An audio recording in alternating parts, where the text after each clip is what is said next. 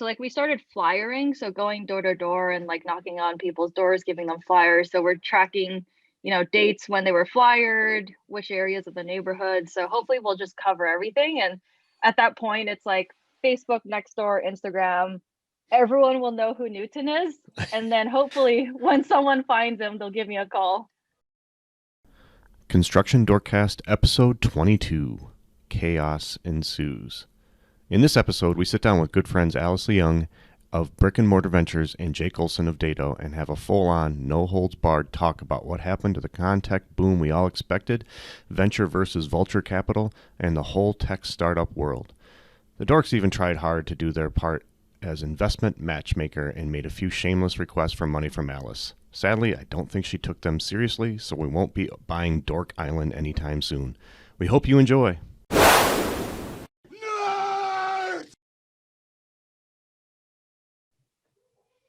And we're live. That's right. We are live again here at the Construction Dorks, and I am excited for today. We've got a new topic. It's level 2 chaos. A predictable revolution never erupts. And well, I'm going to have to say that I was the geek on this one. I was reading a book about level 1 and level 2 chaos, and I'm going to try to give you a brief overview of that. But first, we're going to introduce ourselves and introduce our drinks and introduce our guests for today, because we've got some great people with us today. I'm super excited. So I'm drinking Michter's bourbon right here, a small batch bourbon, but I've got it mixed into an old fashioned right here that I have to say thank you, Jake Olsen, because this was left here when we got together. That's right. In-person's happening again. It might be small, just like the small batch bourbon, but that's what I've got today. We'll get back to Jake in a second.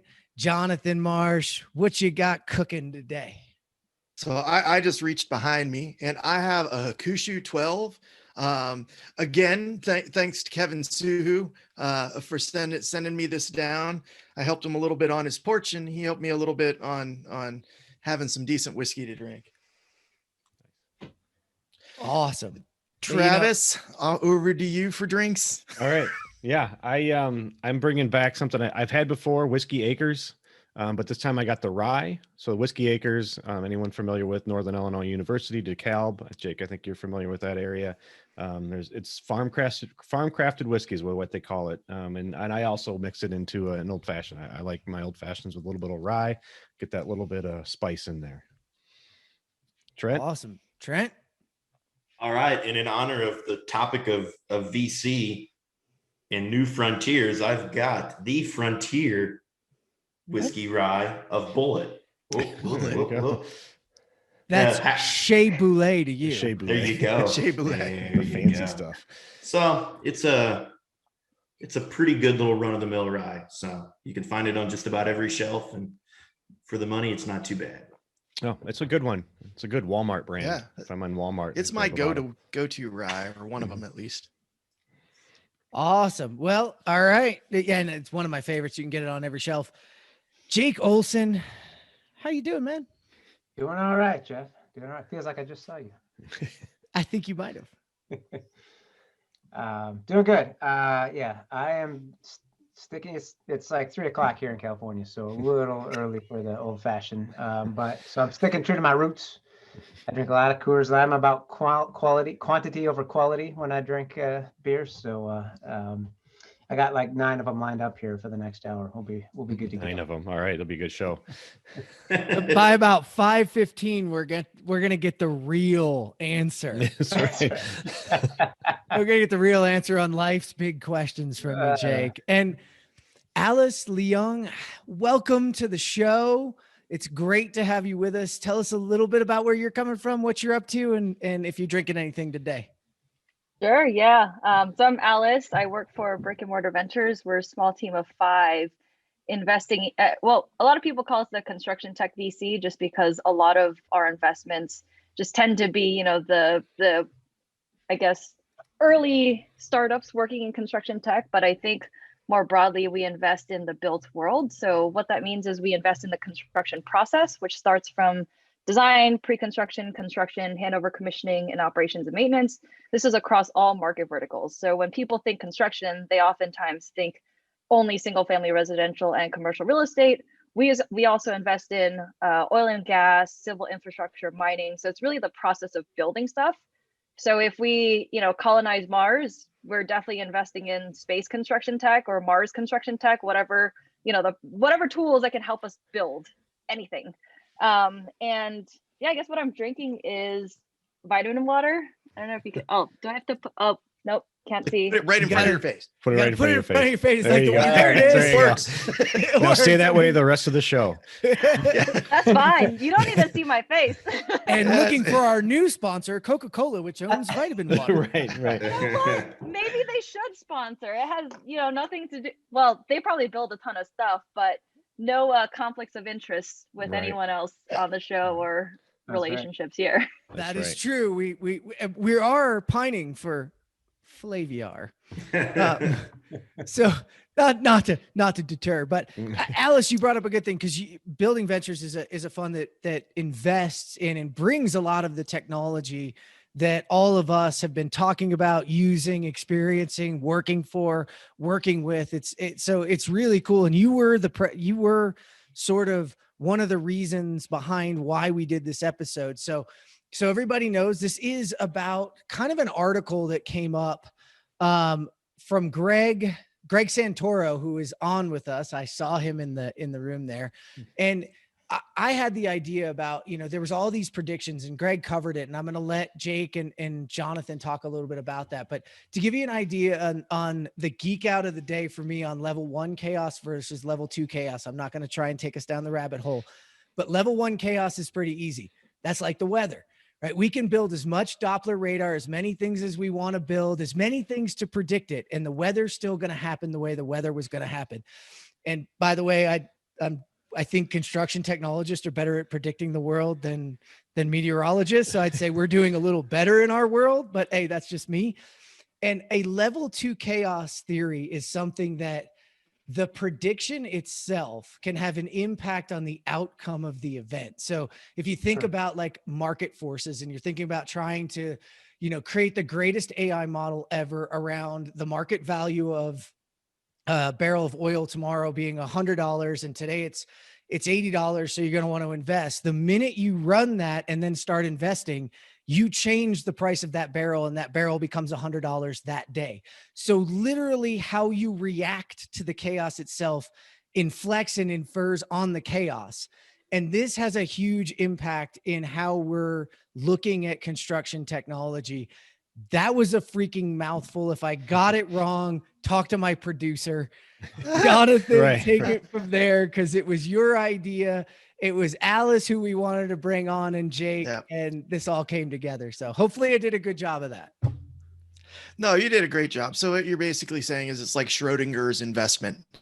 Your investment might be good, it might be bad. You won't know until you look, and when you look, you've affected it. I mean, well, that's a little bit about I thought of it when you explained that to me, Jeff. Yeah. I thought about a little bit about quantum physics too, right? Is that the same sort of thing? Yeah. Mm-hmm. 100%. Observer changes reality. Right. Yes. Yeah. You know what? I had read Greg's article, and I had been thinking about this a lot too, but from a different angle. I think in my mind, and Alice, this is one where I'm going to ask you, I feel like this was sort of the first time as a large unit, investors started really looking at construction and saying, we're going to invest in technology. I don't think that they were drawing on a lot of history of investment.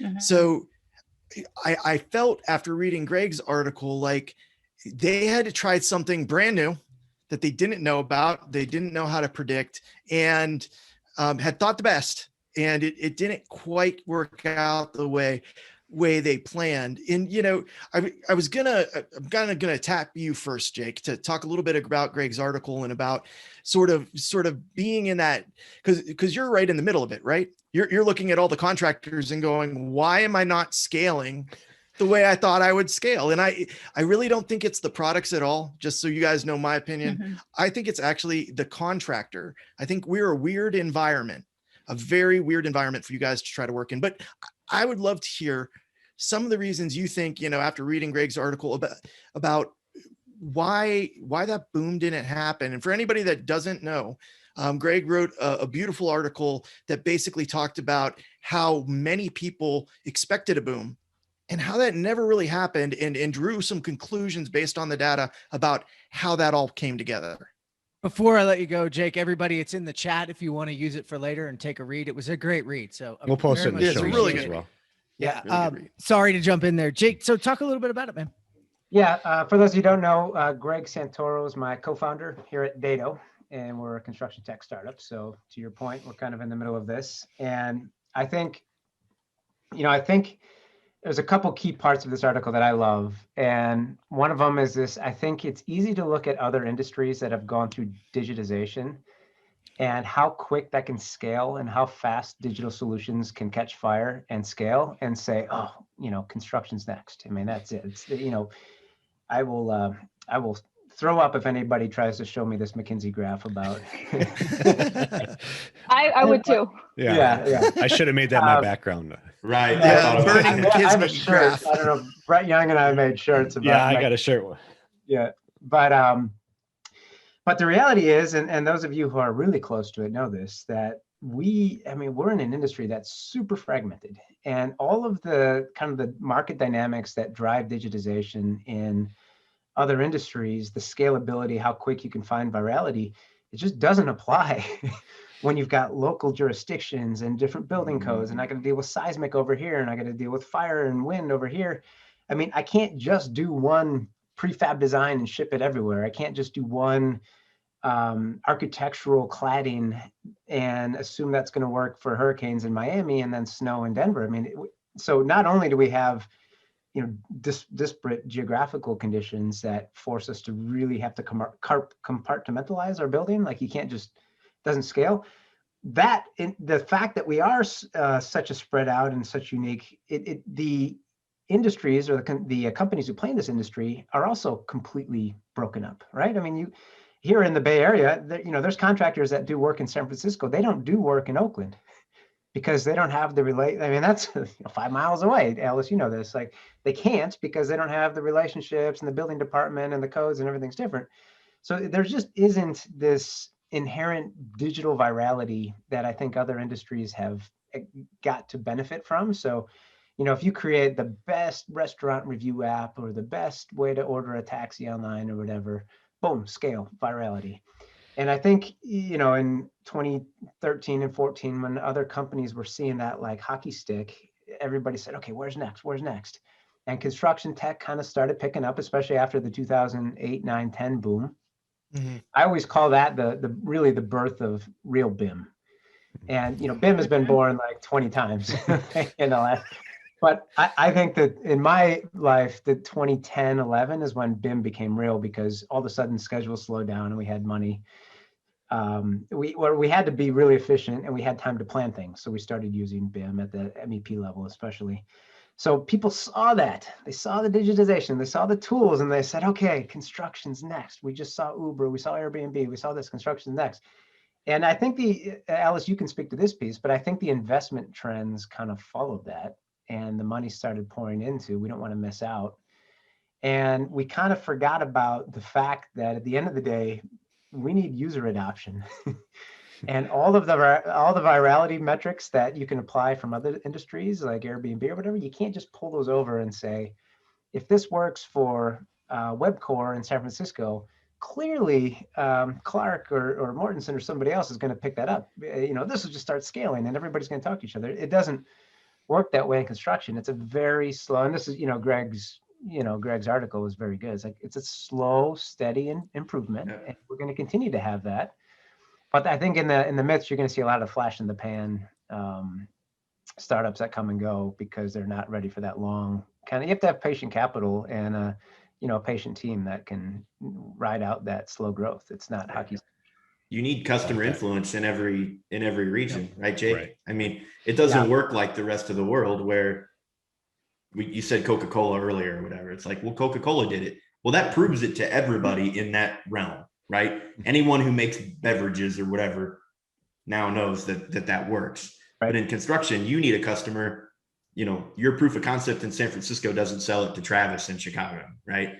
I mean, you have to have that guy in every region. So it's slower, but not impossible, right? So yeah, I mean, it's grow. Like we've all watched it improve and grow, and these tools become adopted. But it isn't like, oh, even within your own companies, right? Trent, like you put something on one project that might work, that's a but good that point. doesn't mean that the next PM is going to pick it up, or the next super is going to be like, oh, we heard that worked over on hospital. We're going to pull it into this data center build. Like it doesn't. Yep. Even in your own company, it doesn't go viral. Yeah, exactly. Mm-hmm. Well, but I mean, let's pivot this for a second, because it doesn't go viral necessarily, but that you mentioned there's not a lack of the investment. And Alice, you come from that side. And so there's got to be a reason that Building Ventures and you personally, taking up a role in this, are seeing that, yeah, there might be a difference, but it's worth investing. And in that the case, and what's your perspective on that? Alice, you can correct them on who you work for. Yeah, right. I was going to say. Correct.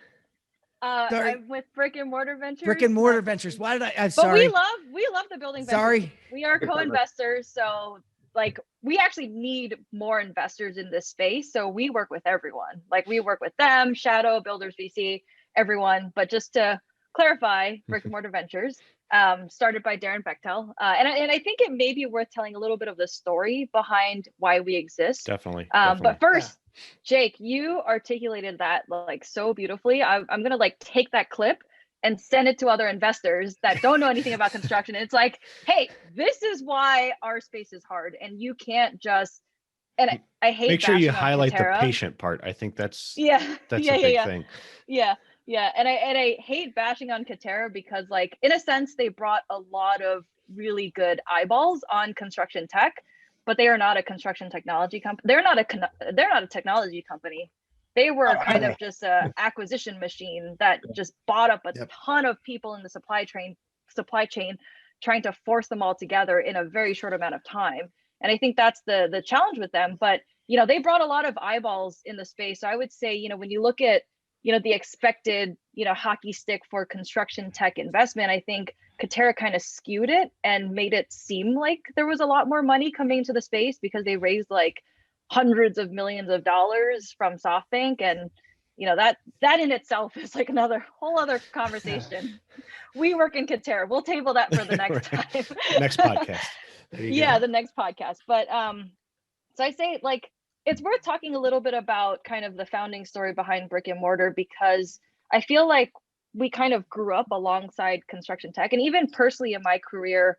So I used to work at DPR Construction before joining Brick and Mortar, and I technically joined the industry in 2011, right? And Jake, you mentioned, when BIM kind of started becoming a thing. I was really fortunate that my first job was UCSF, and you were working on that job too. It was probably one of the most innovative jobs ever. And like, even in my personal career, like I've seen technology adoption up and down, depending on what project it is, even if you're in the Bay Area, completely different kind of setup. And, back in the day, there were only a handful of construction technology startups. Brick and Mortar Ventures was founded in 2015 with, after Darren had made a ton of angel investments in not just construction tech, just like any type of technology. And when he looked back on, his investments, he's like, oh, these construction tech startups are actually doing very well at this time. So he was the largest investor in PlanGrid that had, the big exit. So he's kind of seen, and he grew up around the family business, so he knows construction. And that's why he founded Brick and Mortar Ventures, thinking that, hey, we're seeing this trend of more construction technology startups.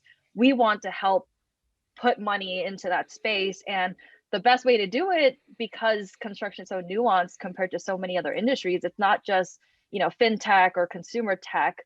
Darren brought together a team of people with industry experience so that we can understand those nuances and try to help companies scale across different market verticals so that you can kind of build a little bit more versatile of a technology to help scale. And when we existed, I think, or when Brick and Mortar Ventures was founded, I think there was only one other kind of construction AEC related, that was Borealis Ventures, which is since rebranded to Building Ventures, but they focus a lot more on design. So they were more design. I think we were more construction. Now there's a handful of us all investing in construction tech, but frankly, we're all still kind of focused on that space. We're starting to see more and more generalist investors like Menlo, Greylock, Yep. wanting to invest in the space. So I think we now is actually that tipping point where we'll hopefully see that kind of hockey stick growth, because there's been, you know, a couple more exits in the space. So there was Aconex getting acquired by Oracle, Procore getting valued at, you know, I think the latest was like 5 billion or something like that. So with all of these like fairly high valuations, I think the other generalist investors are like, oh, like we need to start paying attention there. So I think we're now at that point, and you know, McKinsey's done a really great job at helping. You know, as much as you know, we may or may not like all of the graphs. Careful. They've done a really great job at, you know, pushing the digitization on a very high level, and also just a lot of really great, you know, reporting and stuff like that for people who are unfamiliar with construction. So I do have to credit McKinsey for like helping spread the word. And we're also seeing a lot more corporate venture capital. So Haskell had set up DisruptTech, DPR set up WND Ventures, Suffolk has a corporate venture group. There's a lot of Japanese conglomerates that do equipment and construction that are setting up CVCs here in the US. So we're seeing, you know, both generalist investors who I like to call greedy VCs because we are pure financial returns. That's how we invest. And then there's the corporate venture capital groups that may look at it from a strategic investment as well as from a kind of financial returns perspective. Yeah. So I would like to kind of piggyback on that, and you know, for anybody that doesn't know my full background, like I worked with a startup company outside of construction, so I'm a little bit familiar with raising capital and runways and worrying about all that kind of stuff that Jake's worrying about right now. But I would like Jake, you know, think of yourself as a superhero. You know, give us a little bit of your origin story. You don't have to go all the way through all the stuff you did, but I think that, and Alice, I want you to kind of, now that you're talking about like corporate investments and stuff, tell us how common it is. You know, Jake, give us your origin story with what you're doing with SBC, and then Alice, maybe kind of follow up on that, on what you're seeing. Is that more and more of a trend? Yeah, my origin story, Travis, when I started in kindergarten, how many could, I was just listening to some other guy the other day. He's like, you know, I used to build Legos and therefore I knew what to do. Like, that seems to be the story of every single person who got in construction. Right. But anyway, you know, I started life as a structural engineer and did that for a while, and that's where, you know, when you get into the right part of the industry, you kind of fall in love with it. You can't get out of it. And I worked on a lot of projects. So I worked on, you know, like consulting for failure analysis, that type of stuff. But which, by the way, if you really want to learn construction, get on the failure side of things, and you learn construction claims, expert witnessing, when shit goes wrong type of stuff. That, you guys all know this, like that's when you learn. You know, when shit goes right, you don't learn anything. It's like when shit goes wrong.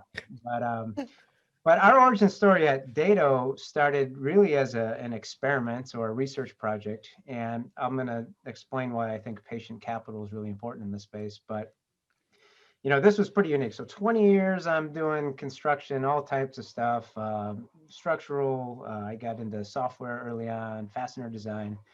And then I had this pause in the beginning of 2018 where at the time, I'd had a company I sold to DeWalt, and then DeWalt was looking to or Stanley Black & Decker is the parent company, get more into, you know, innovation. How do we disrupt ourselves type of stuff? And like a lot of these corporate companies are, I think, Alice, you can comment on this. So how do you do that? Well, the best thing you can do is get out of your own way.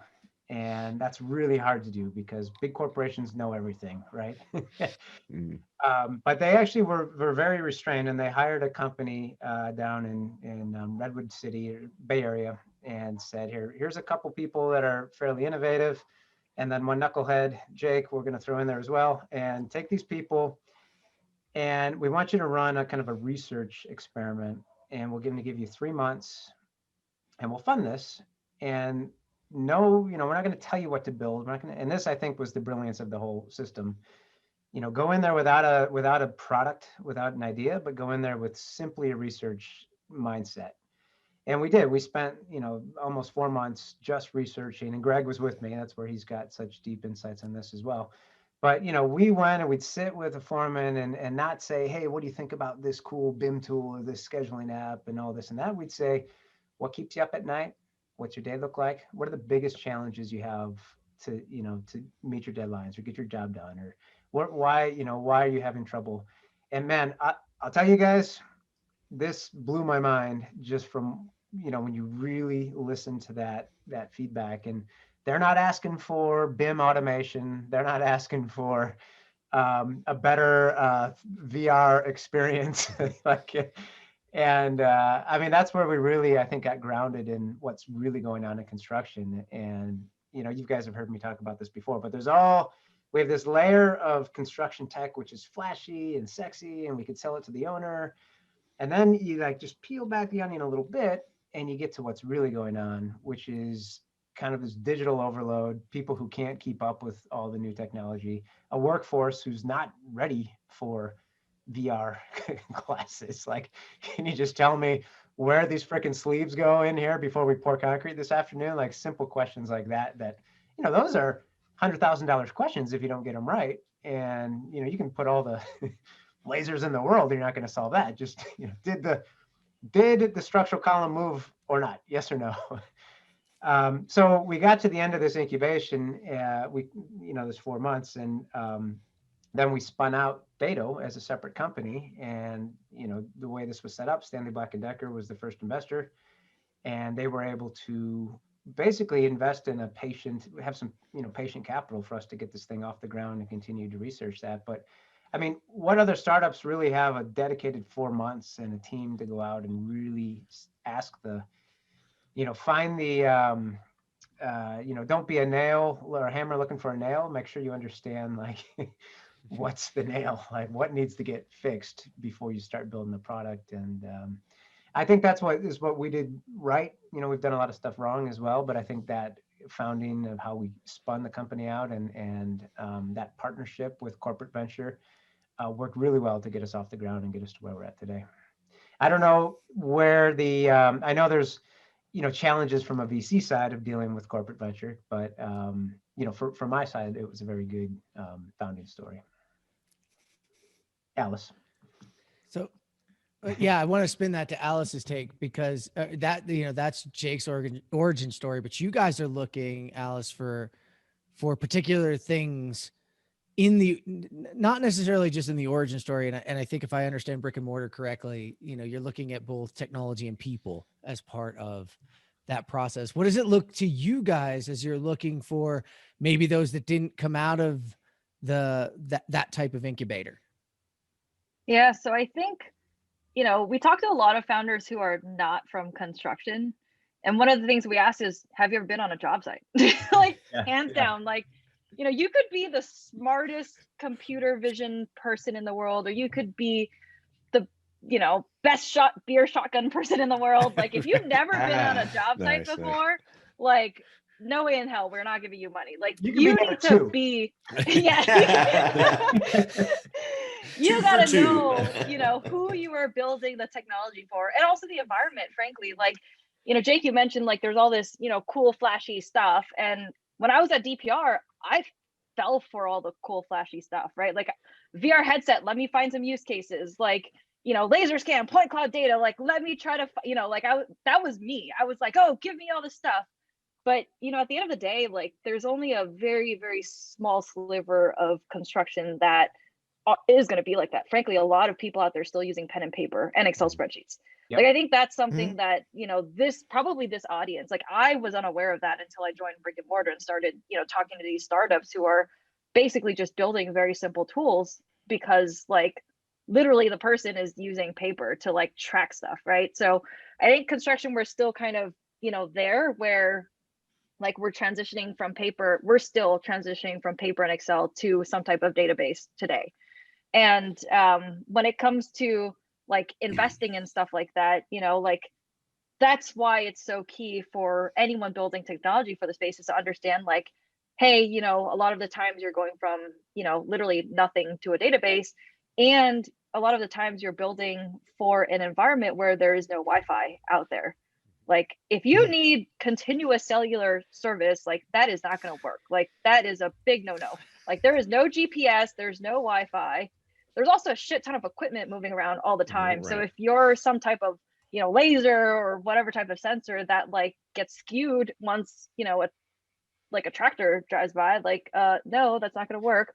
And yeah, we're in the middle of nowhere. There's no water, there's probably no power. So we talked about this in the pre-show, like why is it so hard to track people on a construction site? Like unless if you're bringing this gigantic power nuclear reactor or whatever to like power your like any type of radar or whatever it is to like triangulate where people are, like that's not going to happen. So we always say, construction is a dynamic, metallic, GPS denied environment. And if you can't build tech for that, like good luck. Like a lot of people have been building tech for the office, Right. but I think where we actually need to focus is building tech for the field as well as the manufacturing side. Like if I see another project management tool, like I may puke. Like it's like stop building the easy stuff. Like that's not the problem. Yeah, exactly.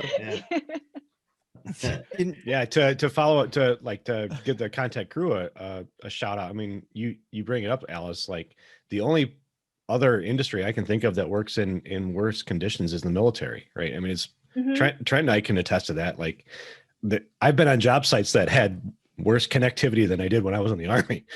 Oh, actually more often than not. Yeah. I mean, and Jonathan, we've had conversations right around that same topic numerous times where, like people that you work with and John, well, all of us kind of get to show off some flashy tech every now and then. And people that reach out to John, people that reach out to us wanting to know more about that stuff. Like the one thing that the salespeople at tech don't give these people is the kind of like the prerequisites. Like what do you need to accomplish before that cool thing that that HoloLens is cool as hell, but you better show up 2 hours early on the job site to make it work. Yeah, exactly. Well, I don't have a computer, but I want the HoloLens, or it's like, but John, that's a real conversation we've had numerous times where it's like I have to tell people like, well, you need to do A and B before we do C. Like that's not really how this works. I thought it was hilarious. I was talking to a startup that actually just got bought by a much bigger company, and they're talking to me about. I was just talking to their sales staff, and they started telling me about who they're selling to. I'm like, none of those people can use your technology. Like this will last. You're a SaaS company. You're going to sell that for 1 year and 1 year only because you sold it to the boss, and the boss doesn't realize that they don't have BIM, they don't have the right content, they don't have all these prerequisites that you're going to need in order to execute on that. Which honestly, like Jake, I remember, and I was working at Spader, and I was with the MCA, and you guys came in with DeWalt, and you told me about Alexa for construction. And I instantly left that meeting and made sure I stuck with your guys right down to the bar. I was like, if I can make it to the bar with them, I will ask them all the questions, because I was somewhat interested in the Alexa. But what was really compelling was, for the first time, somebody got up there and they said, this is the problem, this is the problem, this is the problem, this is the problem. And almost all of those problems, I said, hell yeah. And those are the ones that are killing me. And like you said, Trent, I think Trent, me, Travis, we spend a lot of time on job sites with people that are ready for cutting edge. Like we've kind of prepped them, and they might be a little fatigued, but for the most part, we've been doing this for, I mean, when I was at Spader, we had 5 years of prep before they really started having, not stopping using paper. It's not like 1 year, it's like 5 years. And I do have clients that are like, we want to be into this in 12 months. And I'm like, that is a really cool thing. Can I talk to your foreman? Can I talk to 3 of your journeymen and just find out where you're at? Because, and Jake pointed it out, because the people that are running the show really think that their baby's in great shape. They understand technology. And then the second those people aren't there and you're talking to the foreman, you're talking to the journeyman and everybody else, they're like, no, we have a notebook. Do you see this little notebook in my pocket? If I lose this, the entire job's going down the drain. Yeah, no joke. And that's the thing. But you have to, like, if I look at the companies, Alice, you said it's a small margin of companies that are ready for the high end of tech. Yeah. Those companies are ready for something new. And there's this insane amount of companies that never started adopting and aren't even necessarily ready to be followers. And I think one of the compelling parts of what DADO did is they looked for they tried to be something that you didn't have to have a lot of setup for. Like you don't have to have a lot of tech stack to run what they're running. You have to have some. You do have to have some, and you have to have a phone.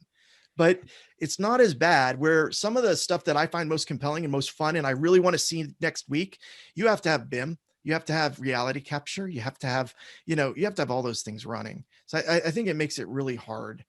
But I did want to ask one quick question, and then we can get back on track.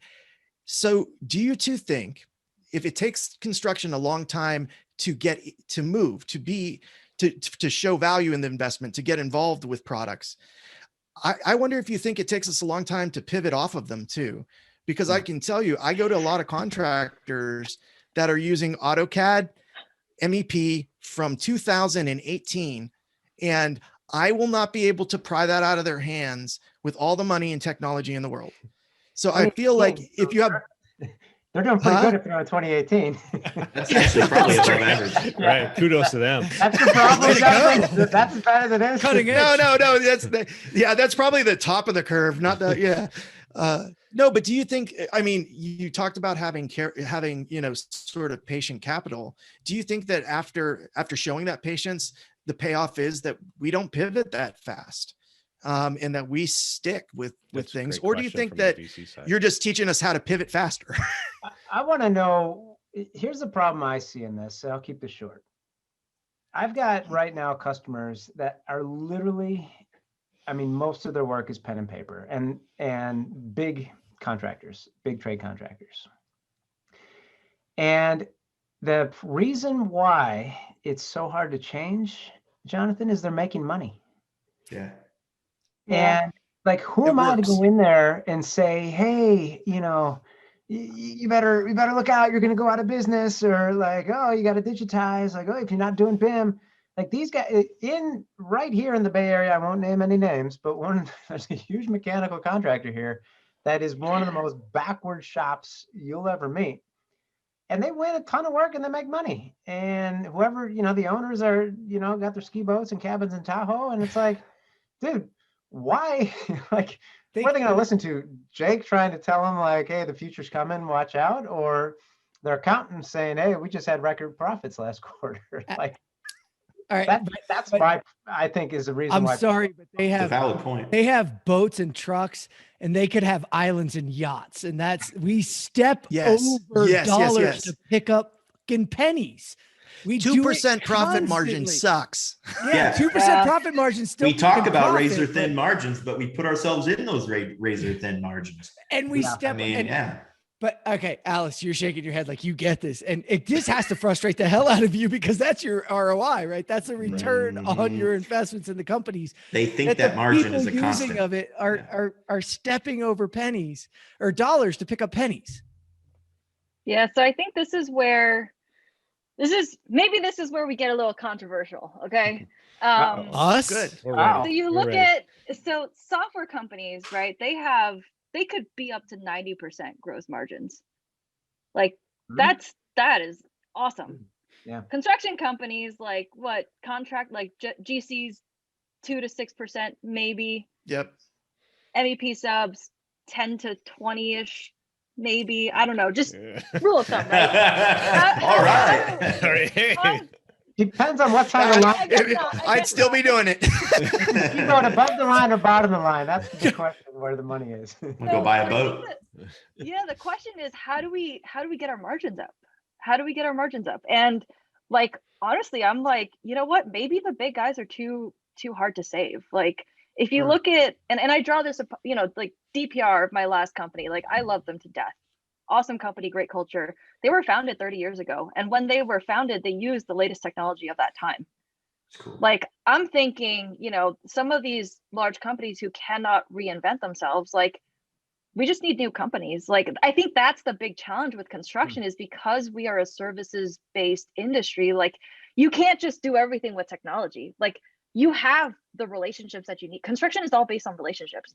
you need the relationships, you need the tech forward people. Like if it's like some, old owner of some company that's like, no, we're not using technology, buy me more boats. Like, dude, if you're a high up exec, quit and start a construction company. Let us give you all the latest tech, and you'll probably run those jobs a lot more efficiently with less people.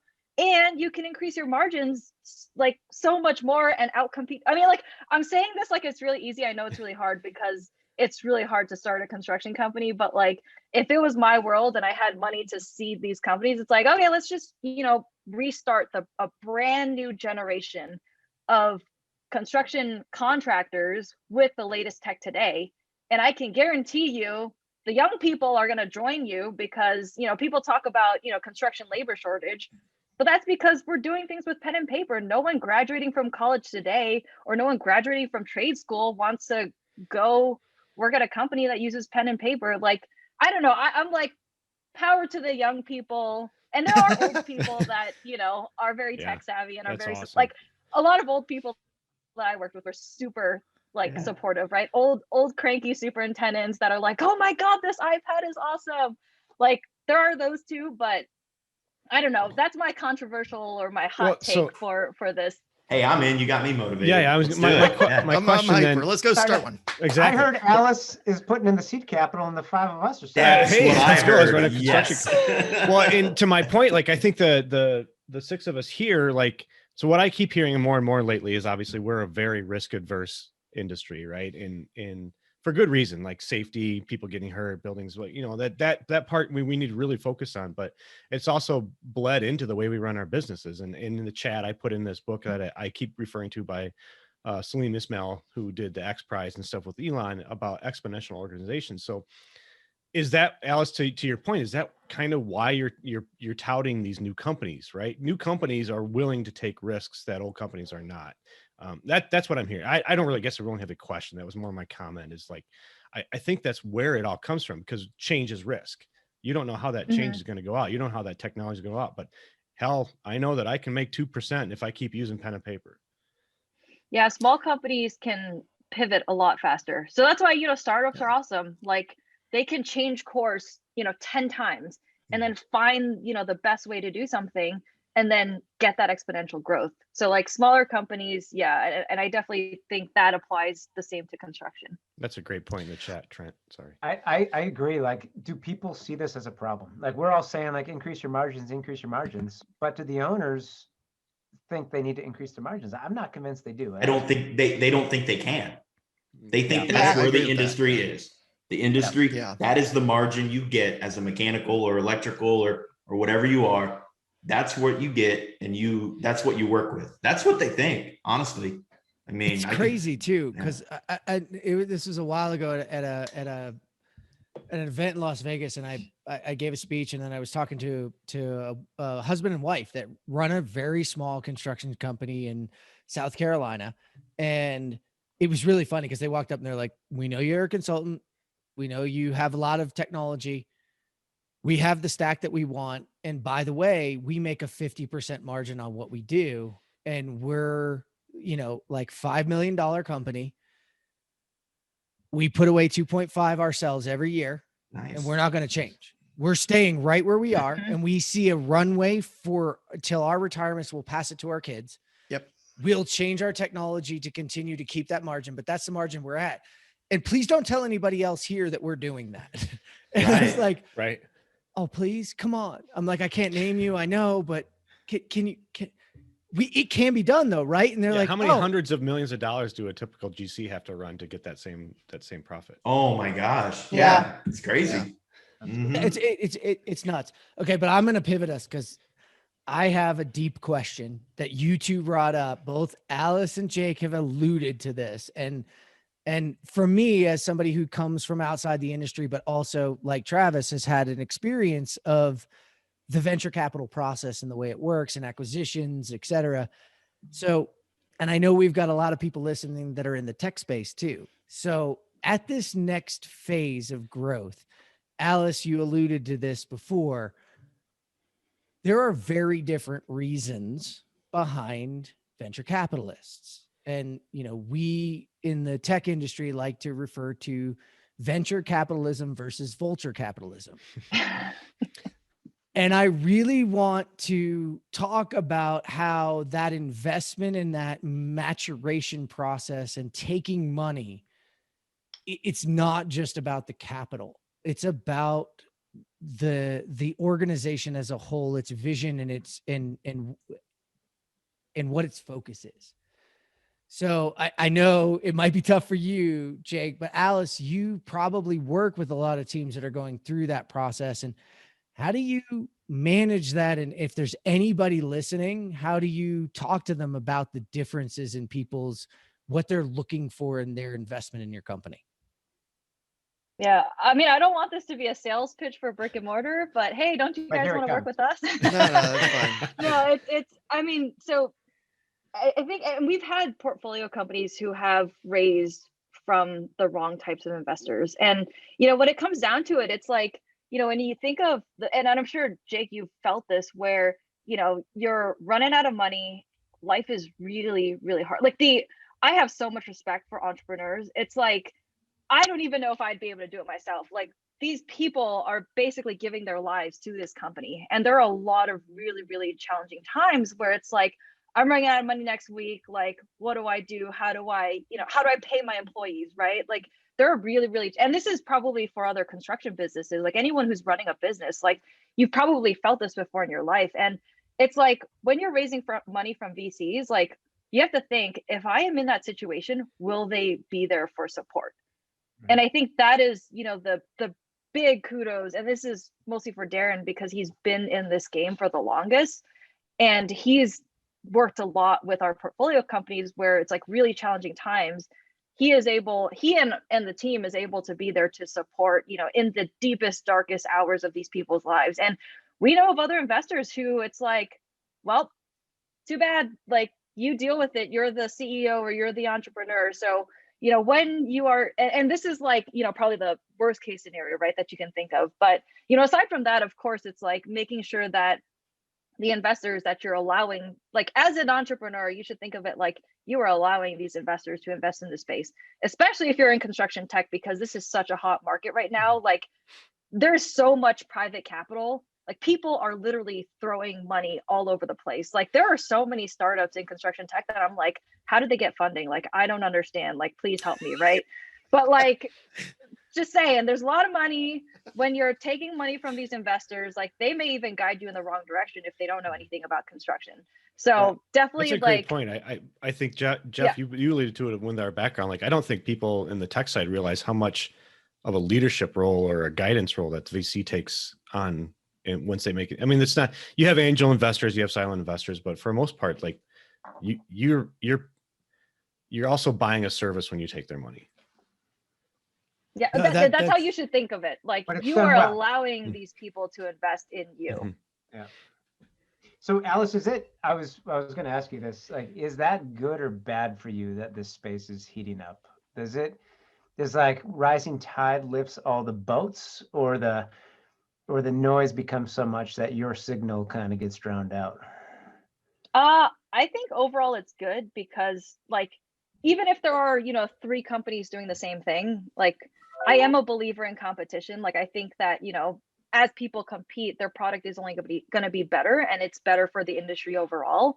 So I do think it's good for more money to come into the space. Of course, for us, we want to make sure that we put our money in the best ones, right? So it does get a little bit more challenging. And I think, with more money coming into the space, you do get better valuation, or, well, I don't know if it's better, but higher valuations. So we've seen some companies that have like $1 million in revenue and it's not recurring, and they're like raising at like $100 million valuation. And it's like, like, how are you going to grow? To be fair, math is hard. Yeah, I mean, we use imperial units. We don't use metric here in the US. So like, math is really hard. So yeah, I think it skews things a little bit, but I think generally speaking, it's definitely good for the industry as a whole. More money pouring in, more technologies, more hardware. It's okay for failures. Like, we need failures as well, because you get to learn from it. And technology is just improving so quickly that when you're looking at sensor tech, like lidars are so much cheaper now, and there are more and more people developing cheap, highly accurate lidar that you could probably buy a scanner for, I don't know, a couple $100 in a couple of years. So like, yeah, more people investing, cheaper tech is the goal. And just, just take advantage of this VC subsidized startups, right? VCs are subsidizing these startups. Like, try those pilot projects for like, a couple $1,000 when in reality, they're supposed to be tens of thousands of dollars because the VC is subsidizing, a lot of the man hours going into those projects. No, that's totally true. I mean, we wouldn't be able to do free pilots and all that type of stuff if we didn't have, investors that believe in the vision. That's totally true. That's a good call.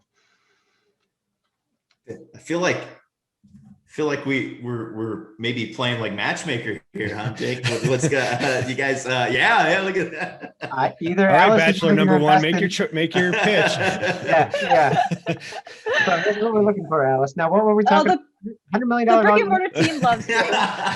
You said something about a big valuation. Jake, so I'm gonna put that out there. Brick and mortar team loves Jake. We've had a really long relationship with Jake, and we love DADO. So I'm gonna just put that out there. All right.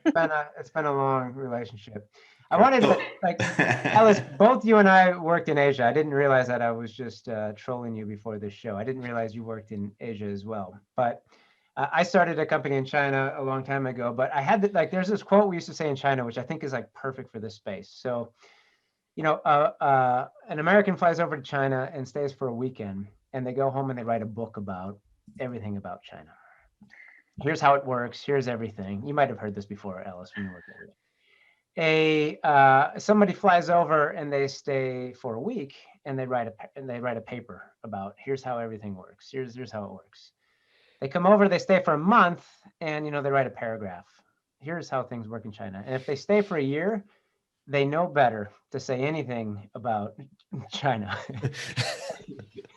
And I feel like a lot of people come into construction, it's the same way. Like somebody like jumps in, like a venture capital firm like jumps in, or some entrepreneur like came out of Stanford and said, "Oh, I saw the McKinsey graph.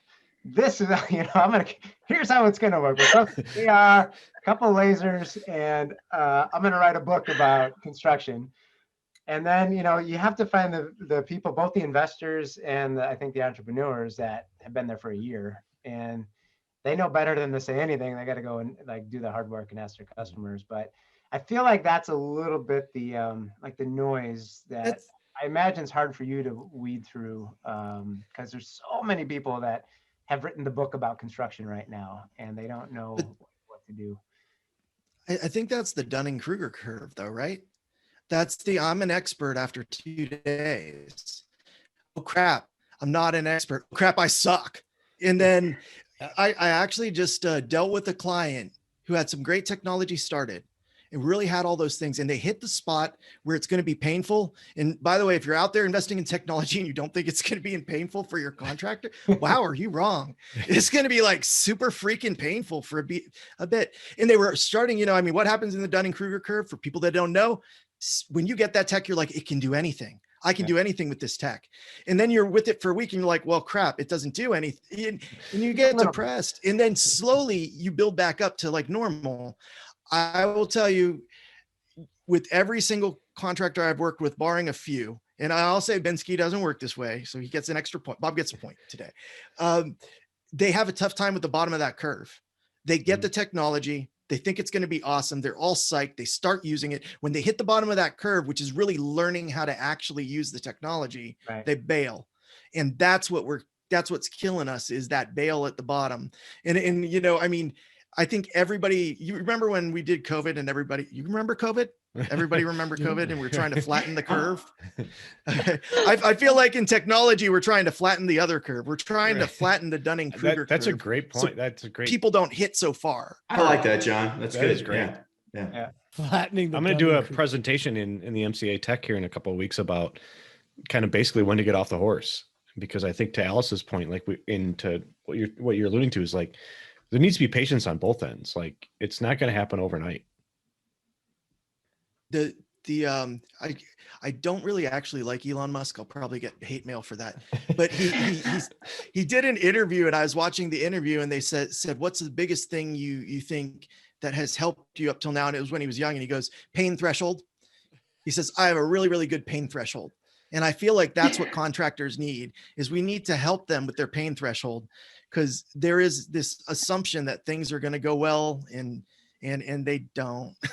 You know, I just installed that new PM solution. Everything's going to be great. Yeah, you know, that's an interesting point to look at too, though, when we talk about those margins that they're used to. So there's kind of that age-old correlation between a contractor and gambling, right? Like most contractors are big-time gamblers. It's true. I mean, just look at, but I think that's because of the risk reward relationship with a low margin, high volume industry. But, you know, maybe that gambler in them doesn't want it to be less risk, more reward. You know, I don't know. Right. It's kind of a weird like paradigm there, or like you almost need to kind of, like, those are the ones who bet on a certain set of things, Trent, because statistically speaking, they get a return. Return might not be as high as, say, picking an individual number, say on a roulette wheel. But if you pick black versus the risk red, is, if you're going to only play pocket aces every time and never go all in on a 7 deuce, you're never going to get the big payout. Right. Exactly. But sometimes the risk is their reward. Like they love that. Yeah. So tech may take all their risk away. And and to your point, Jonathan, too, like, DJ, you can add more comments, but basically, like, you know that the schedule's unrealistic. The budget's impossible. Like, it's almost like bravado. Like, but I got it. I got it. Yeah. I don't want that job at unreasonable terms. Well, there's some truth there for sure. There is. I want to pivot us and take a crowd question here really quick. But Jonathan, I will say you should stop talking bad about Elon, because we're all about to get together from the construction dorks and take up our funding money and buy you Starlink. So you're gonna be linked to that. And by the way, I will say, and this is a shout out to my coworker Josh Hogan, he installed Starlink and had your internet before, and I shared in our dork Slack the difference. It freaking works. It really, really works, and it's working now. So just a little investors out there, Starlink's actually working. Nice. So does Flaviar. So does Flaviar. So I'm pivoting us because Starlink and Flaviar, those are the only two sponsors. Got it. We're good. Yes. But I'm pivoting us because I have two people that I think can really answer this, and this comes from the crowd. And I hope DJ and Travis, I can do this justice in really doing a quick Travis the second. I hope I can do a good justice of this, but sometimes tech companies have a tendency to pitch to the C-suite, and we forget about the field, and they feel as though the field voice is not heard. And the field is the seasoned builders in our industry, and they're the ones who really know how to build buildings. And those things are true. However, as someone who's had an experience on both sides, C-suites buy. Field never has the budget to buy. Thus, we have a conundrum. I don't know, Jake, if you want to take it, or Alice, if you want to take it, but ultimately thinking about that conundrum that does exist, because both of them are true and all of it is true. How do you handle that, and how do you bridge that gap and effectively sell your software, but effectively have everybody be heard? Go ahead, Alice. I need some advice on this, by the way. So that's definitely a hard one. I think it definitely depends on the company, which makes it even more challenging, right? It's construction so fragmented. Like, do you sell to the PM? Do you sell to the superintendent? Do you sell to the C-suite? Yeah. You have to figure out how to navigate that. And then this is particularly true for, like, the ENR top 400 or whatever, right? Like, sometimes it's the IT budget. Sometimes there's an innovation budget. Sometimes you're going after the project budget. I have seen instances where the superintendents have a lot of power and they stand up for the field, where the superintendent will say, I will not build unless you give me XYZ. So, but then again, that's just a one-off situation, right? Like, I don't know if every single contracting firm is going to be like that. So I actually don't have any advice. It's just like maybe chatting with somebody at that company to figure out who actually makes the decisions, whether it is C-suite, project managers. Like, I know project managers have a lot of, at least at DPR, project managers have a lot of power when it comes to what tech to implement for that particular project. And superintendents as well. So like for that particular company, figure out, you know, who can make that decision and go after those people. And I think for construction tech, the challenging thing is a lot of the sales are going to be project to project sales, and you have to figure out like when to even get in on the project. Like, do you have to go in as early as, you know, when they're putting together the budget or during pre-con, or could you still get in during construction? I mean, I'll take it one step further. I think it's even more complicated because a lot of times, you guys have all seen this, when it's an office, C-suite, anybody sitting behind the computer idea, sometimes that almost even makes it harder to get, like, it's this, you know, you get the clash, the culture clash between the office and the field. You guys sit and click the mouse all day.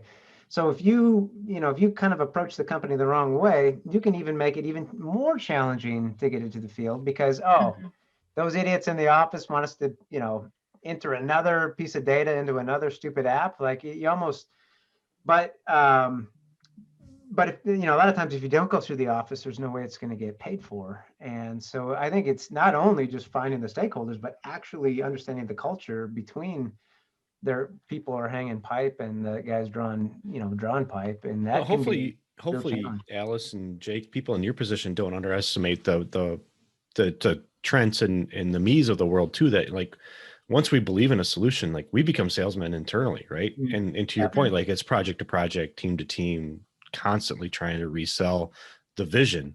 You know, I mentioned a couple through times bad times. Yeah. Through bad times. Yeah. I mentioned a couple times I'm doing some leadership training, and you know, inspiring a shared vision is one of the things that we keep talking about. Is like, it's really hard to inspire a shared vision when, you know, whatever. I'll throw us out there a little bit. You know, we're you know, all told through the Helm Group, we're like a $500 million company between the different divisions. You know, each project is run like its own small company under that umbrella. Right. Mm-hmm. So not only am I selling to corporate wide, I'm selling to each small company underneath that. I am, and I work for the company. Yeah. No, well, I'll tell you, our life's a lot easier when there is a Travis boss there. But you know, a lot of companies don't have a Trent, have a Travis, and that, or you know, Marsh, when you were at Spader, like a lot of companies don't have that evangelist or haven't invested in that, you know, kind of the person who can bring that vision, and it becomes a real. I mean, that's not easy. Going back to why do we not have a hockey stick? I think we're digging into some of the core, you know, challenges of rolling out tech in our. I had something weird happen today. I was on another podcast. I did mention DADO, but they asked me like, what's a cool piece of tech that they could get today? And I said, well, I have to, for some of my hobbies, I have to count a lot of things. I said, did you know you can download an app where you take it out, take a picture of it, it'll count all the boards for you. You know, all you have to do is take it out, take a picture, it will count all the boards that are sitting there. Take it out, take a picture, it will count all the pipes. And they're like, how much is this? And I'm like, I think it's like $20 a year. Yeah. And that's more level. If I'm a foreman and I am pissed and don't want to count stuff, there's $20 I can spend and I'm going to get that counted. I feel like those are the tech solutions that are going to be the hockey stick off the bat, because you don't have to go sell it to Seat Suite, because I can buy it on my phone for $20. And for $20, if you can make my life better, it's not money. It's not making more money. If you can make my life better for $20, I'm buying. Yeah. Then the money follows. It's just happening. Exactly. All right, Yeah. so you hit it though. To me, that was the answer there. If you can make lives better, then there's a way to join them together. And DJ and Nathan OT Wood with them. We owe you $1. There's a direct I think we owe like correlation $20 today. Yeah, I mean, there's a direct correlation for like quality of life in the field and money. I mean, it is without a doubt. Well, we talk about all the time. They're the ones that basically, right? You know, Brian Helm may sign my paycheck, but they're those are the guys that make the money for it. Sure. Yeah, and that's actually a really good like strategy that we hear from a lot of startups is if you can get it under the P card spending limit, get it on a P card, like that's purchasing card. So, you know, whatever the like monthly allowance is, try to break down the cost for the software so that people can just buy it on their credit cards. Yeah, my big gripe is like, you know, turning your field into data entry and these types of products where it's like, oh, we'll sell this into the cost accounting department, and then we'll have all of our field people punch in their cost codes or like type in. Yeah. Like, Terrible idea. Yeah. You just pissed off your entire people. Sorry, I'm gonna get on my high horse. Products that do that, right? There's a Yeah, lot of you have a team of 50 people pissing off 750 people. Right. We are not a hockey stick industry because of that. Yeah. Like, literally Yeah. because the first people to enter into this construction technology ecosystem were from the back office ERP that gave me twice as much fucking work as I had before. 100% So true. now I no longer trust you. All you do is make me work more. And if you look at it, we took their paperwork and we doubled it to computer work, and we made them uncomfortable. Yeah. But people like us are changing that. We're changing that the way that works. I mean, I'm gonna throw another point out, and this, I think maybe this is something for Jake and Alice to elaborate on more, is to your point, Jeff. We get field people that are kind of tired of having this shit thrown at them all the time. So, but at the same time, Jonathan, you mentioned earlier people being fatigued. How do we balance that with trying to be innovative? Because we can't buy stuff and just throw it at the field. We want them to be involved. Like, how do we balance that all out? Because we want their buy-in, but that means that they're going to be, every job they might be trying out a new piece of technology. Mm-hmm. I think this is why you go out on the construction site. Like, if you're building tech, go out there. Like, you would know, like, I've had superintendents that are like, I have to use NoteVault. Like, you know why? Because they hate going on the computer and putting in their dailies, and NoteVault takes care of that. So like, when I look at technology, it's like, and technology for the field, right? Like, we need technology that is very low touch, like 2 buttons, 2 clicks max, like as little clicks as possible. If you can bring sensor tech in, and I am optimistic because sensor tech is becoming less and less expensive, we need to track stuff passively. We don't want foremen entering information into some digital form or some app. Like, I don't want any of that. Let's just put the damn Bluetooth tags on the materials. So we're excited about, plug for Wynomia. Let's just automate that tracking process. I don't want more people involved. Like, let's take for the things that you don't require, QA QC, or you don't require, field knowledge. Let's take the people out of the loop and try to bring the technology there. Computer vision tech, like, let's try to use that for like counting things where, let's reduce the admin work for counting things. But like, quality, maybe we do need a human. Like, let's leave that, but let's make it so it's 1 to 2 clicks. Yes, no, swipe left, swipe right, maybe. I don't know. Like, let's make things as easy as possible for the field. Yeah. It's funny because I've seen people do, like the field labor, or, in the mechanical, like welders, plumbers, pipe fitters, is expensive labor, right? So I've seen people try to supplement that by bringing more administrative positions into their company, which is completely like because the thing is those guys in the field, those workers, like, you have to have them, and you're adding positions to try and supplement something. It just, I like, Jake and I have talked about this before too, but I like the zero admin approach is the right way to do it. I mean, so if tech can just be a tool. I would love to see that number, because I've talked to a lot of people anecdotally. Trent, you and I have talked about it, but like, what is your admin, like your true admin costs look like over the last 10 years? And everybody I've talked to has got this gut, like this thing they don't want to admit to, that's the thing that's hockey sticking. Right? Yeah. Yeah. It's a true. 1-to-1. It's as if they're laying brick. And it really is. It's as if they're laying brick. We treat that part of our business as a 1-to-1. And it's truly where scale in most cases can be had. I mean, I'm now representing other things and doing other things because at some point I had a conversation with someone that said, why would you want to grow from 40 million to 80 million if you don't lower your back end cost and automate that piece? Because you're going to lose your profit. And they said, well, because shut up. Hopefully they don't listen to podcasts, or else that old relationship is gone. But hey, nobody listens to us. Yeah, it's beautiful. But seriously, that's you guys just hit on it. Like, there's an exponential of scale in certain places, right? Like we're always going to need installers. We're always going to need welders. We're always, we can get better at manufacturing. We can get better at industrialization. Less of them, yes, but you need the position. Yes. Right? And there's a level of, I wouldn't call it one-to-one because I think automation and robotics and other things can get us a little bit past that. But the one place we can all guarantee that we don't need to grow one-to-one is back office support. Yeah. Well, I might debate that a little bit. And Jake, you know, full disclosure, we're DADO customers and stuff. And that was one of the things that we've gone through is the admin responsibilities to working with DADO in the early adoption. But, you know, if I can purchase, let's say I purchase a piece of software that cost me 50 grand and I can hire an admin person that all told cost me 75 grand. And their only job is to make sure that software has all the information that needs to run. But it touches $400 million worth of work. Is that not worth it? No. So Travis, you're right. Sorry, Alice, go ahead.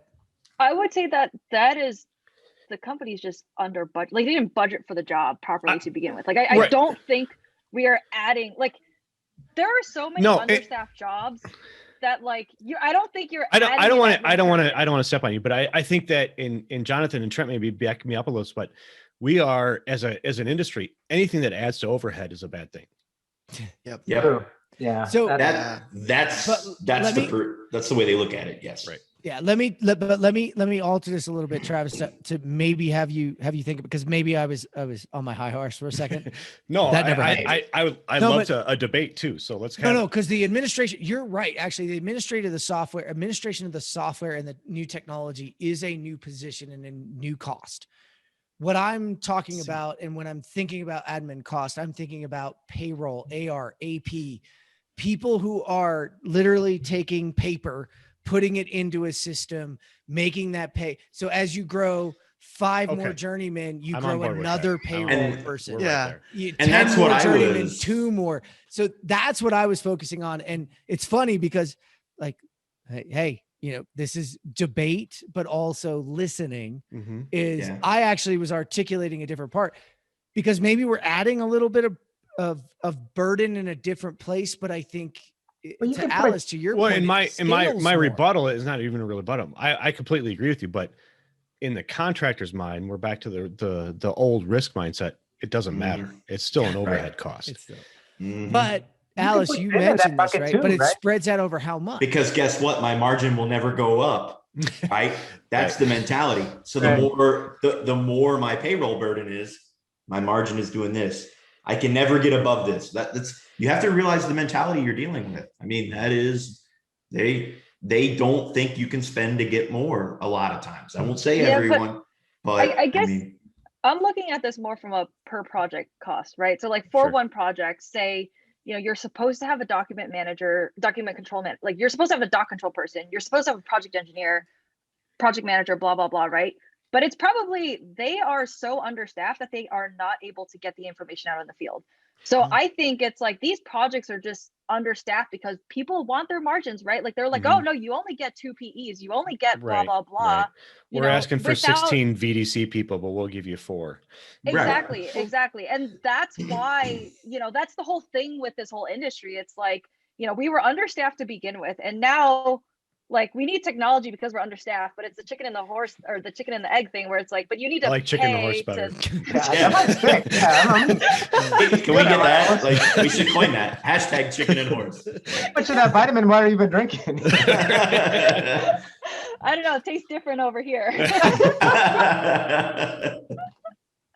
Hashtagging this episode chicken and horse. Chicken and horse. Hey, you know, whatever. You never know.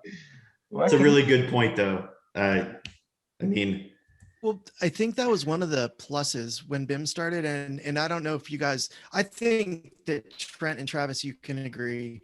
When BIM first started to get paid for, it was paid for out of install hours. So in the mindset of companies that paid for BIM out of install hours, it wasn't overhead. Like it was paid for by labor, and that allowed us the money to build those BIM departments. 100% agree. When I work with contractors, when I work with contractors that budget BIM directly as project costs, they always stop investment. they always stop investing. And when I work with contractors that start out saying, we are taking labor hours from the field and moving them digitally, they always keep investing. And if they actually can do math, which some of them really can, they go, oh my God, it's 3-to-1. John, It's you know what we do? 3-to-1. We budget coordination meetings that a GC requires us to sit in, and that is it. And actually, I charge more when a GC runs coordination. Yes. But everything outside of coordination that's not a budgetable thing. It's not admin. It is labor. Somebody has to do that work no matter what. Yeah, for sure. I got to say, I think the funniest thing about all of that is I've been asked for an ROI on every program that I've ever asked to put in, except for ERPs, because they come from the accounting office. And when you're asked to put in an ERP, they don't ask if there's an ROI on it. They're just like, yeah, we'd like funny. to spend Just do $500 billion putting in an ERP, and there's no return on investment. We're just going to, you know why? Because you made their lives easier. We're back to the whole thing, right? Yes. Right? Yeah, exactly. Make people's lives easier and they will buy it. Exactly. I don't know. From my end, it's who holds the purse string too. Yeah, right. That helps too. Man, this has been fun. All right, we are getting close. So we're a little past our usual. However, this is an awesome conversation. Yeah. I want to give Alice, I'm going to give you a moment to think about your thoughts. Jake, finish your darn beer, and I want you to give us your final thoughts. Go. On the future. Alice, what's the bar for new investors or new investments? What's the bar for shotgunning a beer? Who's gonna be number 2? Is 3 seconds fast? I don't know. Is that considered? Actually, you know what? My benchmark is. What does that get him? I'm gonna go out on a limb right here. Evaluation up if you can do it. I'm going to go out on a limb right here. Whatever Jake does it in is the bar. Anybody that beats him gets his money. Oh, man, I love it. Ooh. All right. I am unfortunately don't have an uncracked can. Otherwise, I would totally crush that. And I would encourage investors to not only look at the speed, but look at the fashion in which they open it, how much they spill, etc. Right, yeah, this is a workflow process. Right. It's quality. Presentation. It's not just quantity, it's quality. How well they use the key to poke the hole in the bottom of the can. Do they even know that the key to the hole, Travis, that's all part of it? You'll appreciate this, Travis. Look cool doing it, right? That's right. Cool. Hey, we want to thank everybody who listened in today, everybody who's joined us today. And Alice and Jake, this has been one of my favorite episodes. We've gone into some really deep topics. We've covered some really, we'll call it controversial. We'll call it near and dear to my heart, at least. So I appreciate it. Jake, give a little final word. Let people know where they can come find you too. Like, we're not afraid of that part. All right. Well, Jake at projectdado.com, or projectdado.com is our website. So you'll find me there. And would love to chat with anybody who wants to talk about making workflows easier and zero administration effort. Trent, that's what we're all about here. Zero admin, baby. I'm going to reduce your admin spend, not increase it. So. Yeah, there's few that I'm not saying we're getting behind you here as a company or as a group here, but I'm really proud of what you guys are doing. It's been really cool to watch what you guys have been up to. We are big fans. We get to be fans of whoever we want, and we're big fans of you, Well, Jake. I think that's why we wanted Jake on, is because with the VC process and his kind of, I would think, somewhat unique origin story was the fun part, and kind of watching it evolve over the last year and a half has been interesting and fun. Yeah. Through your support, all of your support, and Alice's future investment that we were able to. Right. So we get a finder's fee, right? Is that Right. We get a percentage. Construction Dorks finder fee. Yeah. I'll send you our Finances us for PayPal 27 information. I think years. that's how you guys do things now. Yeah. Here's my check out of my pocket. Venmo. Oh, It's okay. Venmo. I was gonna say. All right. Like And $20. What do you we got all Of course, six. I'll Light. take 20. 6-pack I'll of take, course. hey, I'll take a 6-pack. I don't care. Right, I don't have high Yeah. expectations. 6-pack. We got a 15-minute meeting. 15-minute. Nice. Well played, good sir. Well Bragging played. now. You have credit. I mean, this is credit. That's it. Don't finish all that. No, it won't be finished in one evening. Alice, before I let you go, to Brick and Mortar and to what you guys do, we really appreciate it. A lot of us wouldn't be here in careers that we have if it wasn't for Darren and the forethought and the investment and the coaching throughout it. So we appreciate having you with us. And I want to give you a couple of give you time to talk about you guys before you go. And any final thoughts on today's episode? First question.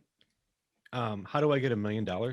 Like, is that just there? Yes. Yeah. Yeah. I mean, I apologize for offline. maybe after the recording. I talk apologize offline. for all of my co-hosts. Are we still live? Are we still live? We're still live. Evidently, they're not. I got this cool invention. Let me go get it real quick. You guys missed it. That's how this goes afterwards. Yeah. But Alice, thank you. That's awesome. We really appreciate everything you guys do. Give a little bit of information before we go for everybody to catch up with you. Yeah. So for the $1 million, we actually recommend trying to hold off for as long as you can before raising money, because if you venture capital, we take a part of your company. Mm. So if you take venture dollars, you're giving away part of your company. So think about that. And the further along you can get, the higher the valuation, the less percentage of the company you can give away for more money. And that's how we coach entrepreneurs, especially if they're, a little, unaware of how things work. And everyone thinks, you just go out and raise a ton of money, right? Like, yes, you could do that, but you also have expectations for growth, blah, blah, blah. And what was the other question? Where can they find you? Where can they learn more about Alice? Because that's There you what go, we want. Travis. God dang it. You can email me, alice@brickmortar.vc. You can also go to our website. We have like a website submission if you have an idea. So we do early stage investments, seed and series A, whatever that means, wherever in the world you are. I would say come talk to us as early as possible. We'll work with you. Our team is awesome. I've learned everything I know about VC from my team and talking to entrepreneurs. And, I knew nothing before joining. I came from construction. So yeah, our team is awesome. We will work with you if you want to do a spin out, if you want to start a company, if you want to join a startup, if you want to go join a tech forward contractor. I think have a pretty good network of innovative folks. Guys right here. I love that you bring that up, want to because work with startups. I think that's one of the things that the Dorks is trying to build, is that I made a joke earlier this week with another connection that I made. Like, I guess I'm the middleware, right? To Jeff's point about being the human APIs. Like, that's what the Dorks are trying to do. We're just trying to connect people up and to bring the industry forward. So thank you for saying that. Awesome. Yeah. Email me, let me know. I'll put you in touch with the right people. I love talking to anyone who wants to do anything cool in the space. I will give you my time. Do not fear. Send me an email. Find me on LinkedIn. I'm not really on other social media that much. Yeah, you were hard to find on Twitter. I wasn't able to tag you. Yeah, you Yeah, didn't I'm have a not really- MySpace. That's right. Yeah, I was blown away by the MySpace. Friendster. Where Trent hangs out. I'm Is that not cool? on TikTok. It's pretty Not on cool. TikTok. I think I'm too old for TikTok. No. Nobody's Don't too say old for that, no. TikTok. Gen Z doesn't use Twitter. I'm not Gen Z. That's flattering, Nathan. I am going to quickly share your email. Okay. I was In going the to say somebody chat? asked for it. Yep, I'm sharing it right Somebody now. wants in the $1 chat. million than Trent. Yeah. Yeah, asking for a friend. Yeah. Send some chickens and horses. I'll send you the address. Chickens and There you horses. go. Hashtag asking You for can have a a horse. friend. Hashtag chicken and horses. This has been an awesome episode. it's we been a thank lot of fun. everybody. Alice, we think it's based on you, but our views of this one were way up on the thing before. I think we and know the truth. you delivered. Yeah. Sorry, Jake. Sorry. Sorry, No, Jake. no, Listen, No. This This is is all awesome. Alice. Thank you guys. it's always been about Alice. Let's just give her credit where credit's due. Yeah. Well, and let's give credit to everybody who's listening in, and to all of us, and to Alice and to Jake for joining us, because this has really felt like the after hours parties were all about to get back to. And I swear we're going to can't do wait. this live in the not too distant future. We're going to all be together. We're going to have the cocktails together. We're going to feel the energy of everybody, but we appreciate everybody still listening in and being a part of what it is to be a construction dorks movement. This has been our episode. Actually, I want to do one quick shameless plug Oh, while we're doing this is we are going to do a wrap-up day, I think on Wednesday. Wednesday. Yeah. Wednesday of the MEP. What's it called now? What is The it? innovation Conference. Yeah, Innovation Conference. So all of us will be doing a kind of a live wrap-up show after the Wednesday of the event. So I don't want to. Anyone out there who's attending any conference, let us know. Like, because I might just sign up for it. I mean, like we're just chomping at the bit to get back out. Yeah, and if you're at a conference and you want to do a hot take, I think is what the kids are saying these days, a hot take after the end of the conference, let us That know. sounds We bad. can. It does. It does. We'll wrap you in. It does sound bad. And Nathan just shared the event. If you guys want, it's the There you go. Innovation. Yeah. Definitely go to the event. Definitely MEP go to the event. Innovation It's gonna be good. Conference. It's We gonna will be your awesome. coverage. Yeah. We are shamelessly plugging ourselves that we will join you anywhere because right now we're dying to be there. Yes, we just want to If do this anybody live. else wants my role of trying to wrap this There you thing go, up Travis. with you crazy dorks, this is like trying to close down a damn bar. You ain't got to go home, but you can't stay here. This podcast is wrapped up. It's been the Construction Dorks, Level 2 Chaos, a predictable revolution never erupts. Thanks to our guests, Alex Leung and Jake Olsen, for joining us today. We're out. Thank you. Thank you.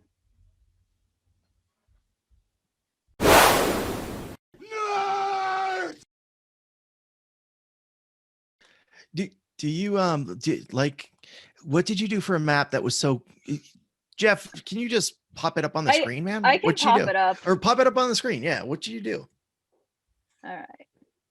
She All right. it was you guys Google will see, Maps. You guys will see how crazy I am. It's freaking awesome. While she brings it up, I have to run and eat. I had a meeting that was a half an hour ago, an hour and a half. Go run and eat. Go run and eat. I'm bringing it back over, and I got to make a old fashioned. Oh, Right on. I'm definitely. That's what drinking I'm after mixing up this. right now. Not this, but yeah, this situation. So this is, you can see my screen, right? Yep. This is my strategy doc. So I have a public one and then kind of a more internal one with my friends that I'm like updating. So I have all of the, shelters, vets, everything, cat feeding frequenting locations, as well as like the cat ladies. So you could see I've found the cat ladies. They're like, you have not employed AI to narrow down the locations, but I would imagine that's just a matter of time. So there is, Oh I my could get there. So there's this website called Finding Rover. So I put Newton on here. So they actually use, well, they supposedly use image recognition to try to find the faces of pets, matching the ones in shelters and stuff like that. I don't know if it's actually true. I mean, it'd be fun to like go reach out to them and be like, hey, tell me about how your tech works. Did you guys see the image recognition for cows and pigs? Do you guys see that one? No, I don't think I've seen that one. Okay. So, when they're milking the cows and then when the cows are when they're being milked, they're also giving injections for different things. So they needed to identify all the cows and they were having issues. So they actually wrote a facial recognition algorithm for cows. So as they are brought in, it knows what cow it is and where it is. And then they started doing it for pigs also. I can't remember what in the world. I was being told about it because there was an adjacent technology they thought could be used for construction. And I just got obsessed with the fact that they knew all of their cows and they were at the point where they were trying to figure out if the cows were happy or sad so that they could they wanted to say in their advertising, look at the cow's face, know who it is, but also know that the cat, that's a happy cow. That's a happy So that's cow. going to taste better apparently. but oh shoot, I got to go grab the bottle. Hang on. But Jake brought me my favorite. He brought you your favorite? Let me sleep in the unicorn bed, so I had to do Oh. something. In the princess bed, whatever that thing was. Oh, Michener's, man. I like Michener. Oh, it's a bourbon. Yeah, it's Yeah. their I bourbon. always had the rye. Yeah, I the love rye's- their rye, but this The rye is this- incredible. Yeah. This small batch bourbon is really, really Pretty good. Yeah, Yes. I like that in an old fashioned. You know, you don't need to put quite as much simple syrup in when you throw the bourbon in instead of the rye. Like for me, it's like the perfect old fashioned. But Science is flawed. I'm going with my old standby this afternoon, fellas. The Coors, you gonna shotgun it this time? Dude, how hilarious would that be? All right, guys. I'll do it. I'll do it. So, anyways, who wants to buy data? You know, some people ring the gong when they get a sale. I should have a beer on the podcast. Jake, would you got to really pop funny. up the picture of the mountains on the Coors Light can that you took. One you have, I'll redraw it in Just 4 redraw the hours. whole thing. It's fine. Don't even worry about it.